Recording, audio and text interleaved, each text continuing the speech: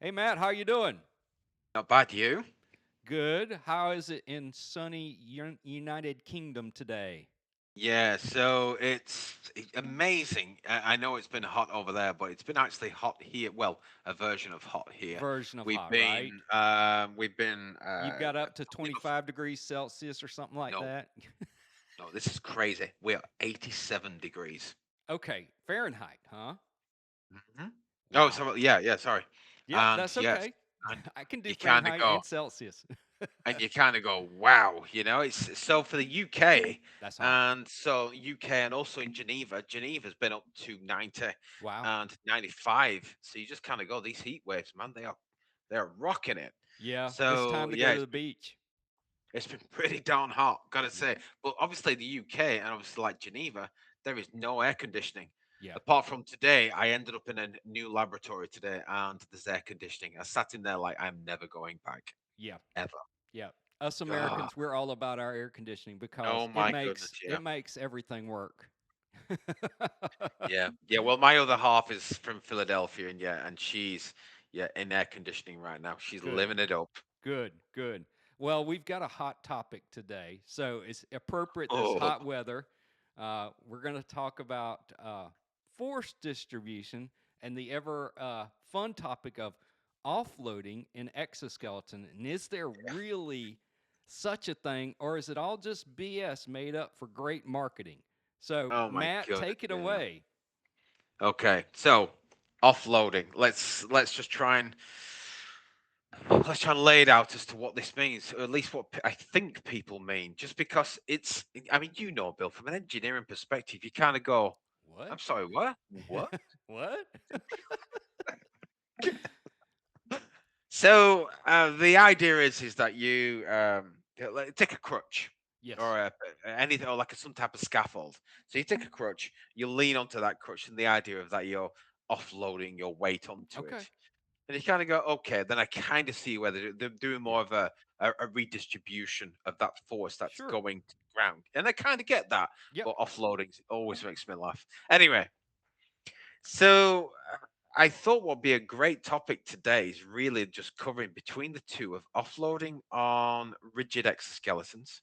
So when I Gotcha. say rigid, these are hard structures around the body. These could be so-called, and I will say so-called just because not everybody agrees, wearable robots, Sure. right through to actuated devices around the joints, however you want to know it, Right. or even passive. So some passive systems are hard structures as well. Right. But And what our focus is to look at how they're working. yeah, it and in my sense and way of thinking, so the topic of offloading, even the redistribution of forces, as we're saying, the the mechanism of force really doesn't matter. Whether it's powered or passive, that's kind of ancillary to this in my mind. So the crutch Yeah, or the cane is like a great example. So if you go to back to engineering and physics basics kind of stuff. It's like we all know, mass is neither created nor destroyed. hmm if if you have an attachment point to anything, whether it's a fixed or some other version of an attachment point, there is some force sharing to that. So if you have a cane or a crutch, like you said, and it's on the ground and you're not holding it up in your hand to threaten somebody, like they do. uh, if you've got it on the ground and you're putting any kind of weight whatsoever on it, which is almost impossible not to do, you are transmitting some force into the ground, and vice versa. exactly, That ground is reacting and giving an equal and opposite force. So that gets back to like basic engineering, free body diagram kind of stuff, and exactly. that all of that applies to exoskeletons. And if we ever get to the topic also, we talk about work a lot and work from a physics perspective, which is force over a distance. It's very similar to the engineering concept of momentum, which is, sort of the rotational force over a distance too. Yeah, the build of a moment, absolutely. But and that's exactly what it is where we're really trying to head with this. So I mean, a nice description that because I've been trying to cook some of this all day long, and a nice description I'd seen of this is that rigid exoskeletons are a scaffold, a wearable scaffold that sits around the body, Right, and typically, I should say typically because not all the time, but they run as a parallel load path with the loading on your body or the force that is traveling from your body downwards. right, right. So that crutch example almost, but I think I do like the description of a wearable scaffold because it Yeah, kind of is more of that, isn't it? Really. yeah. And one of the key things with a scaffold. So think of any kind of scaffolding on a building, whether it's a high tech, metal scaffolding or it's bamboo, doesn't matter. The key thing Hmm. with the scaffolding, in my mind, is one, it is sitting on the ground, attached to the ground, either just from its weight or some sort of actual fixed attachment. And it's also attached to the building. And in our sense, the building is the body in this case for an exo. And so that Exactly. scaffolding has to be attached in some way to the body in order for it to hold it together, and in our case transfer the forces across that attachment point. So the attachment to me is an important part of how much can it bear the load in a sense. Yeah, exactly, and that is it, 100%. So, studies have shown that upper body exoskeletons, some of them can redistribute loading that goes to, in this case, could be the lower spine. Mm-hmm. Now, the structure, and again, keeping that scaffold idea of that, if you're overhead working, for example, Right, traveling down the actual arms itself, some studies have found some exos will minimize loading on on the lower back to 18%. right, Some are as high as 47%. right, So it's quite a large range. But obviously, the ones that are larger, these are a larger, bigger, bulkier structure. As these that which are short, smaller, they have a lot of a less impact on it. So it just varies as to what that exo's right. And ask is. for me, like the easiest one that comes to my head when I think about a simple example of force redistribution is there's an exoskeleton made for a very specific purpose. It's made for people that do x-rays, a lot of x-ray tech type work, and you have to wear a lead vest as part of that job. And so there's an exoskeleton made, I believe it's made by Autobach, and basically it looks like a metal frame backpack with a hip belt, and then there is a little cup that goes over that comes from the back sort of over your shoulder, Mhm. protrudes out to the front, and then that lead vest, that heavy, 20, 30, whatever, 50-pound lead vest, Yep, when it yep. when it goes on you, it actually rests on the exoskeleton frame, and then the forces are transmitted to your hip, just like a backpack with a hip strap, Yeah. very similar. And so that to me is like the easiest kind of in my mind of like, okay, how do you get the forces from something onto the exoskeleton versus just being on the body? Yeah. So, if anybody's been following me on LinkedIn on LinkedIn this week, I raised a topic which was really interesting, and this was raised up from somebody outside of our standards groups, Mm, and they were talking about lab-based exoskeletons. right, Some amazing, really positive results coming out, looking at minimizing fatigue on the body, minimizing and just really allowing people to excel in doing many jobs, but coming away with minimalized elements of damage. And I have to just, I'm trying to be hazy with that because I don't want to get myself in trouble by saying, yes, an exoskeleton will stop you from, because that's not true. no, Um, some studies, though, have actually found that when exoskeletons are in the workplace, if the fit isn't quite right, mm, what they're actually finding is that they do cause this effect.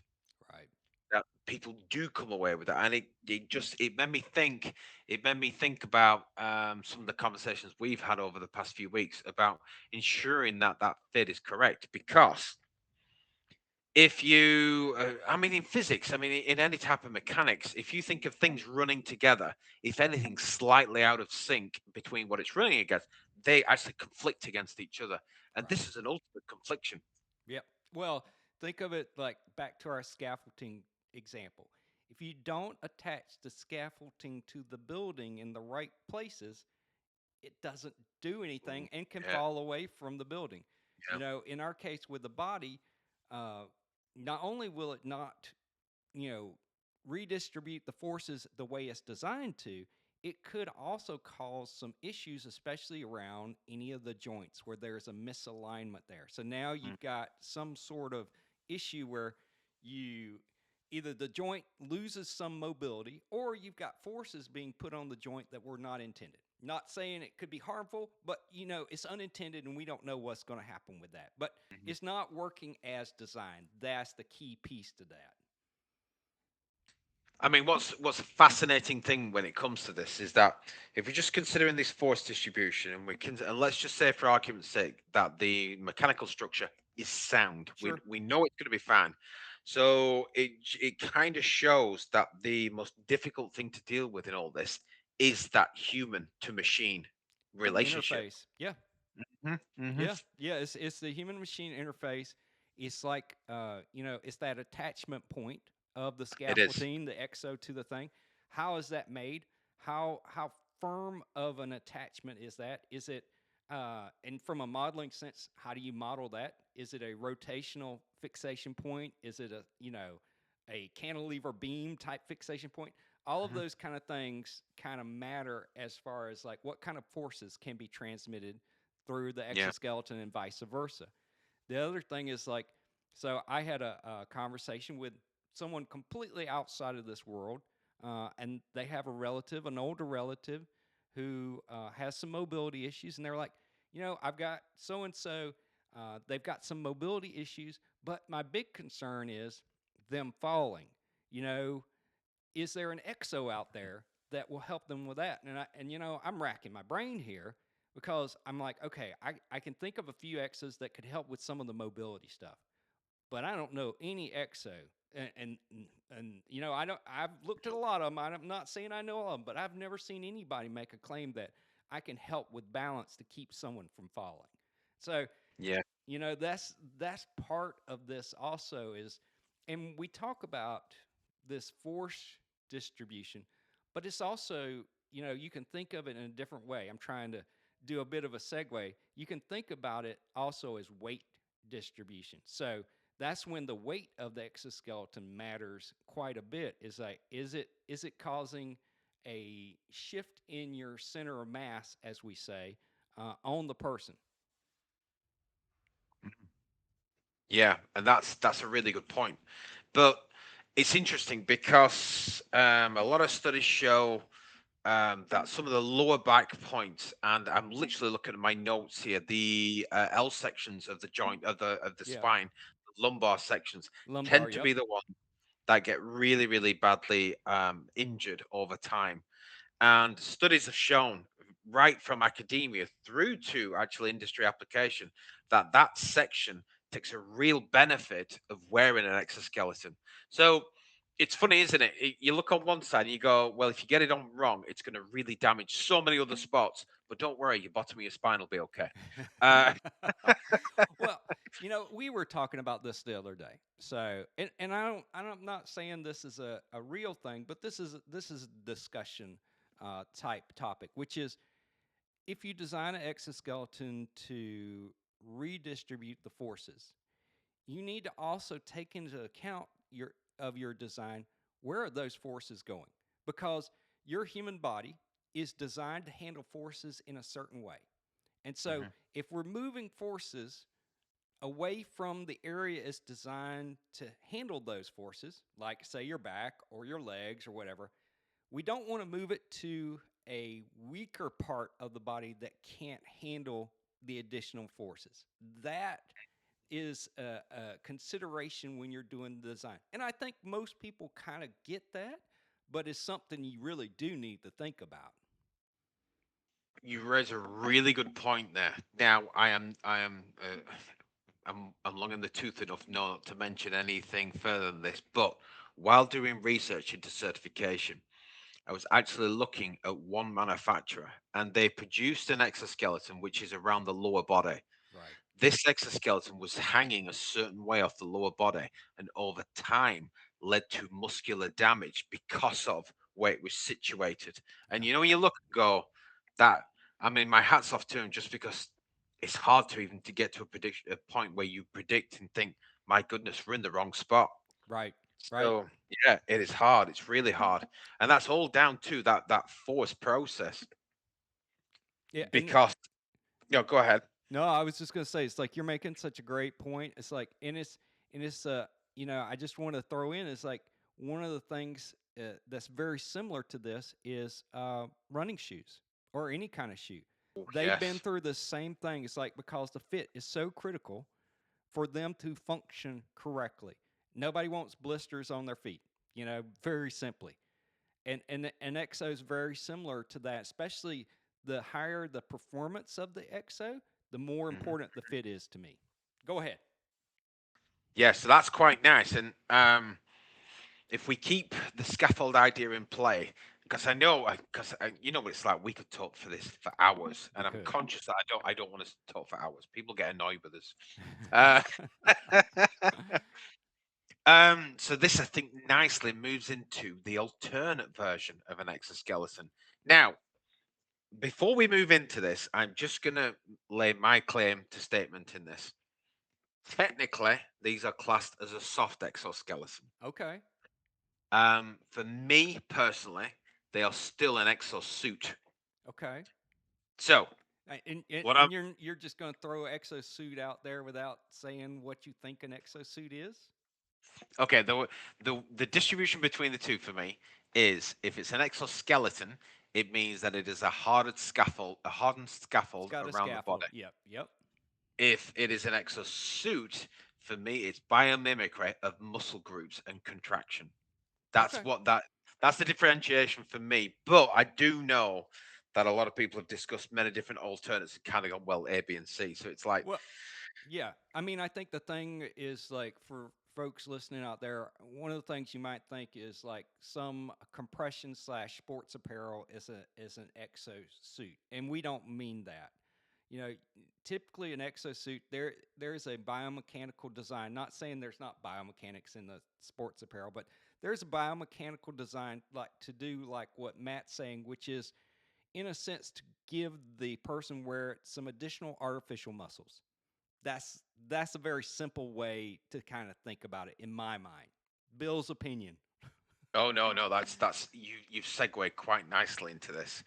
So this was a line I'd pulled today, because I like to just pull these references out, just because some of them, when you read them and go, I couldn't write that better. So the description for our next topic, which is the soft exoskeleton slash exosuit, or as some call it, the smart rubber band, um, is a routing weight group, and what it will do is it has the ability to biomimicral muscular, and it sounds really sexy, but all it's actually saying is that these soft elastics or bands, or whichever type of material there, will Right. run along muscle groups, and they will mimic the muscle contraction.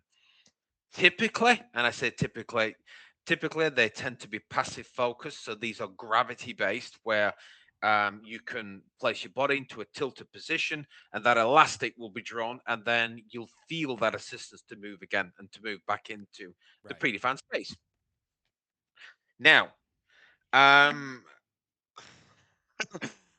I once did get into a discussion with somebody, and I said to them, right, is there any type of load distribution, force distribution on a soft exoskeleton? They Yes. said, yes, there is. And I'm Yes. like,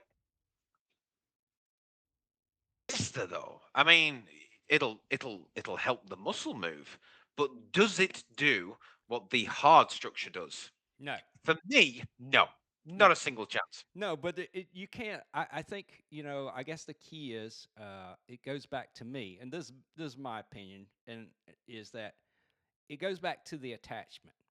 So if the soft exoskeleton, or i.e., exosuit in this case, is attached in some way and it is able to uh, either provide an assistive or resistive, because sometimes you want resistive forces, then there is some, in a sense, redistribution of the forces along that thing.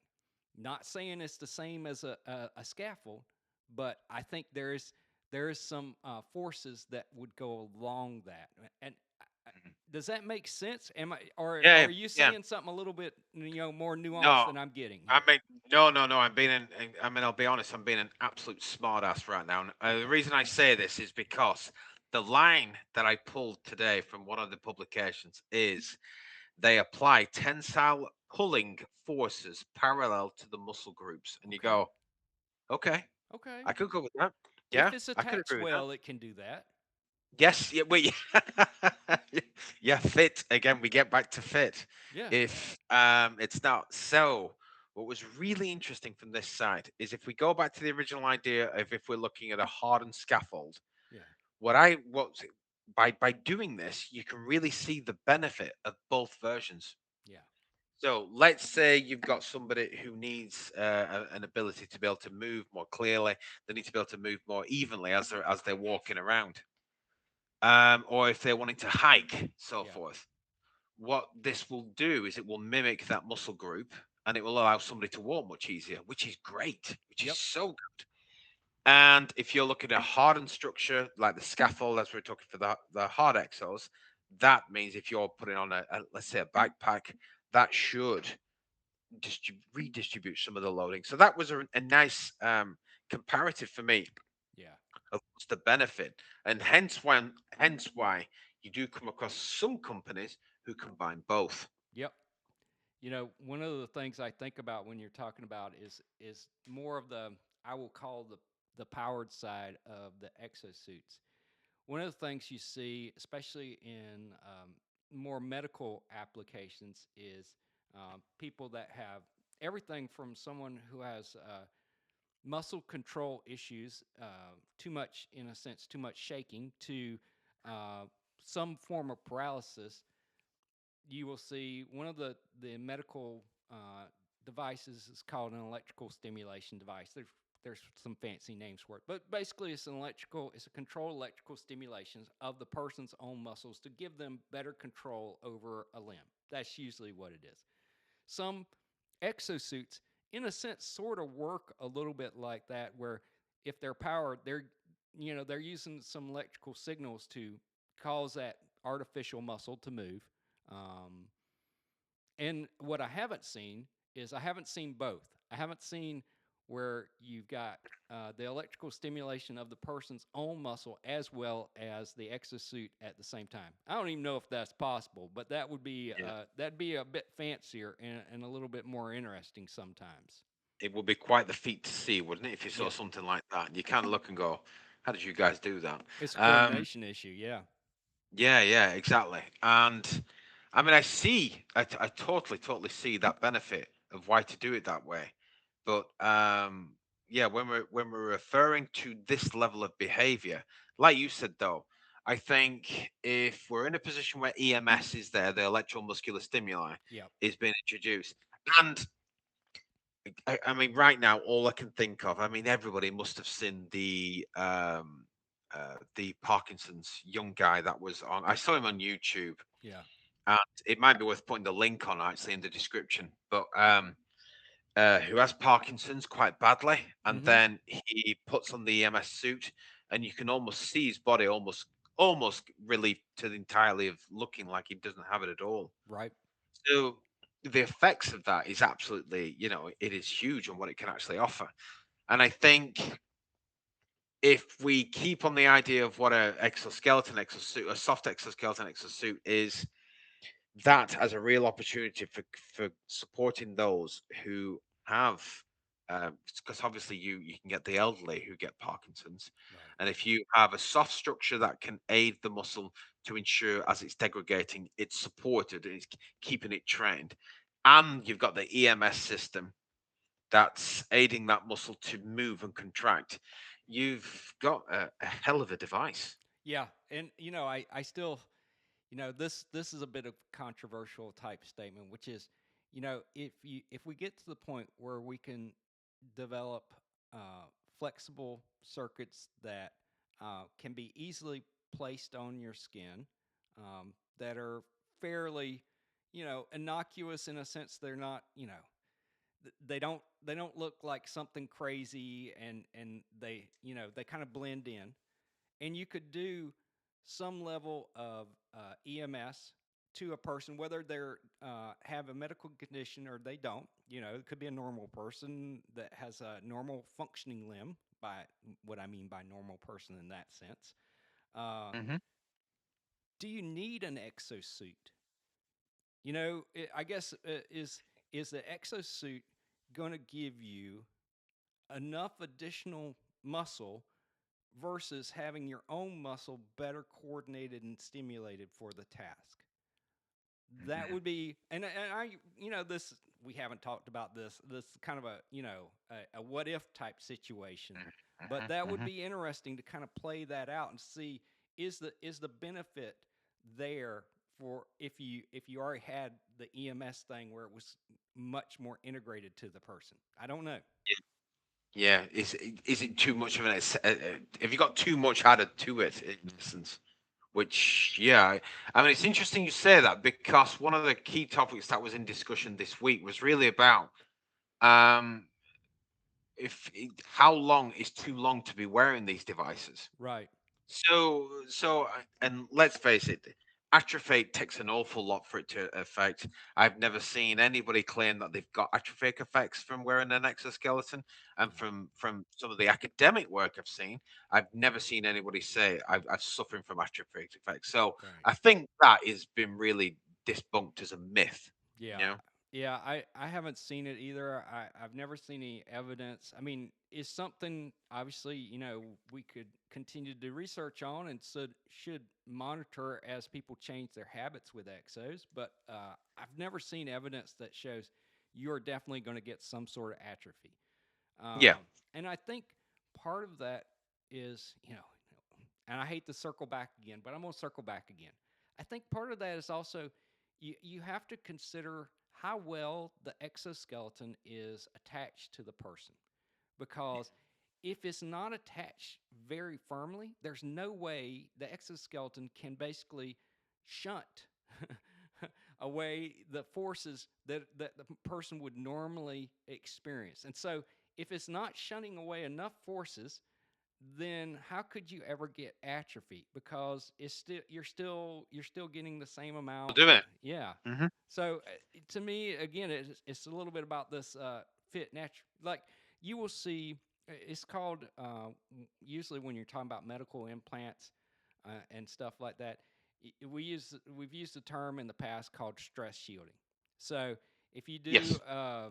whether it's an internal or external fixation of a broken bone or something like that, you want to have a very careful match between the mechanical properties of the, usually it's a metal like a titanium or something like that, and the bone. You don't want the two to be drastically mismatched, and you don't. The mismatch is if your if your metal implant is so much stronger than the bone, it doesn't need to be there anymore. That's when you get atrophy. And you Yeah, in a that's similar, right. you could apply that similar kind of analogy to muscles. If the muscles don't need to function anymore, you've shunted away enough of the forces where you don't need to use those muscles anymore, like sitting your butt in the recliner a long time every day. uh, you know, uh, if your exoskeleton is a recliner, okay, that's where you're going to get some atrophy. Yeah. That's right. Yeah, yeah. You get to. Yeah, it's definitely going to appear. Yeah. But I think it was. I think it's quite. I think it's quite important to literally discuss that because there's so many people who still think that really affects, and that is not the case. Not that I've ever seen anyway. I've never seen anything like that. No, no. Yeah, and Uh, it goes down to, like, how much are you going to use the exoskeleton? It goes back to a topic we've talked about a few times, which is, uh, what is the return on wearing the exoskeleton? Is it worth putting on? Like I had a situation today. I have an exoskeleton in the closet. We all have things in our closet. and and and and as it happened, like many of us, our spouses have ordered something from the Zon, and there's these giant boxes sitting outside my front door. I'm going, oh, what is this? And it's because it's paper towels, it's Yeah. some water, it's stuff like that. But it's not light, but it's like, okay, is it worth going to get my exo and putting it on and then come doing this? Or can I just, prop the door Move open, it. whip it in real quick and just move on with life, And that's the kind of day-to-day kind of thing. It's a little bit different conversation when you're like, hey, I'm at work and, I'm going to be doing this for the next couple hours or 3 hours before, my next break. Okay, that's a little bit different decision point than, I've got this 5 minute thing. Is it worth going to get something? I think it's interesting you say that because I think with the force redistribution, the force usage between both exos, it kind of instantly shows that. Well, I'm not saying that this is the case, but But if yeah, but hate to be that guy. But if you design an exo and you redistribute that load and put the force into a different spot, if it's not done correctly, you can easily end up where you could possibly put right. somebody into a position where that force could injure a new joint. Yes. Well, it's like let's go back to shoes. That's an easier one. If you have if you wear shoes with heels, and the larger that heel is, the more you're redistributing the forces on your leg, especially you know your Yeah, toes, your yeah. knees, all sorts of things. Uh, the ladies out there can testify to that if they've ever worn high heels. But even if you're a man and you wear higher heels, and whether it's a cowboy boot or anything like that, it's still happening. You're still getting that redistribution because the angle of your foot. And Hmm. and if you're wearing it, 8 hours a day, and you're doing that on a surface like concrete that's super hard or something like that, it can have a long term impact. So it's a real thing from that kind of biomechanical sense. Hmm. Hmm. Yeah, so I mean, it means that if you've got a soft exo, even if it's helping you pick something up, Mm, the load is still going through your body. absolutely. So, um, And I would argue even with your rigid exoskeleton scaffold, depending on how it's set up, the load is still going through your body for the most part. It's like you would have to do a lot of acrobatics to figure out a way to take the load completely off the body. It yeah, you know I- I've seen some trials where they've kind of tried it, like with rucksacks, like in the military, those rucksacks can be 100, 120, 150 pounds, and they've tried to move some of that load from the soldier onto the ground. Okay, yeah, but you have to design something where it goes directly from that load, and the forces start going through the frame, the scaffolding, straight to the ground. But even in those cases, there's still some load on the soldier. yeah, yeah. It, I suppose it's like with again the crutch idea. Yeah. When they're loading off, you still got load on your body. Yep. Yeah, the only But yeah, time like you wouldn't have it is like, so it's like you've seen the famous like horse movie film where they finally showed when a horse runs oh and all his feet come off the ground right. yeah, They show that to every engineering student. Everybody's got to watch that. uh, but it's like if you got two crutches and you're doing the swing in between the two, there's probably um, a moment, a few microseconds in there where all the load of your body is on both of those crutches and not on your feet. We'd have True. to do a movie. Maybe we should just to prove that. But I'm thinking it's just like the horse. There's probably a few microseconds where it is, but otherwise, even with a crutch, you're still taking most of the forces. Yeah. Amazing. Yeah, amazing. Well, yeah, as ever, I mean, I've quite enjoyed this one to be honest, because it's been one of those that's been such a topic that's been on my agenda all week long, to be honest. And I was kind of like, we've got to talk this out. All right. And, and yeah, and I won't lie. Whilst I've been in here, this room has got so dark. I've ended up looking like a villain from a Bond film. Well, It you're just you don't. you are a bit of an infamous villain. I totally get that. So speaking of being infamous, one of the things that we're discussing, and if anybody would like to leave any comments about this, is we're discussing taking some of these conversations and some other topics that might be a bit deeper than would fit in a video podcast and putting them in a newsletter. If you think that's a good idea, leave us a comment. Oh yeah, please do, please do. All right. Well, it was great talking to you again, Matt. Looking forward Yep. to next time. Uh, Oh yes, yeah. I've been gathering all my data for the next one, all right. and I want to talk about a certain pussycat. Okay. That is exactly what I'm looking for. This is going to be a great one. I am super excited about that. Join us next time. Amazing. See you soon.